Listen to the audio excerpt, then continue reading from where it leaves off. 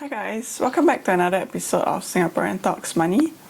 So today I'm going to talk about how you can combat inflation as you see your chicken rice and nasi lemak raised towards being $10. Actually, some of it is already more than $10 currently. So inflation is something that everyone is very concerned about because it affects us and our wallet. So I'm concerned as well, but I'm not very educated on how inflation works in the long term, especially when experts say that it's temporary or transitory. But FSMone had a simple and nice article explaining it. So let's talk about things in my perspective first. When I hear news on that inflation is temporary, I'm confused because I remember when we had $2 chicken rice once upon a time when I was in primary or secondary school. But now, $2 chicken rice is few and rare, or might not even be around anymore. So then it's not like the food owners will raise the prices and then drop them down again. But after reading the article from FSMone, I understand what transitory means or temporary. The prices might increase more in the short term, but over the longer term or in the future, the increase will be less sharp or not as high. He also mentioned that the inflation in the United States is often measured by the personal consumption expenditure, or PCE for short. And the PCE increases at a pretty high rate. So then what can we do about it? Of course, one of the biggest and best way to do that is to increase your salary, but I also like to share on some other ways where you can beat inflation. And the first way is to invest, right? Investing, firstly, maybe in stocks.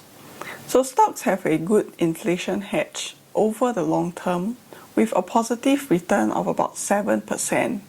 This is if you buy the S&P 500 index. And this, of course, for the long term, as the stock market is volatile over the short term, and your investment will fluctuate in the short term. But over the long run, if your stock investments returns turn out good, it should beat inflation. But this, of course, requires a substantial amount of capital and time horizon. So next is to invest in cryptocurrencies. So many have mentioned that Bitcoin is the best hedge against consumer prices because it is limited in quantity, and this means that it is valuable based on its limited supply.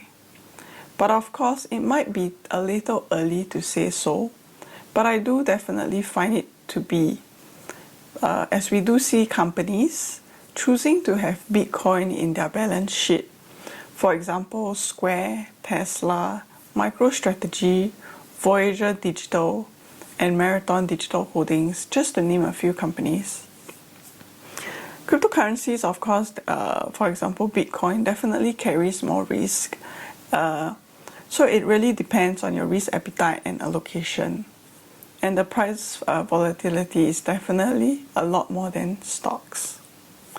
So maybe the best thing and the thing to do to invest in is in yourself as well. Improving yourself is definitely what you have been hearing a lot nowadays. From the government to your company, upscaling or upgrading is the way to go to stay relevant, or even to switch to a new industry.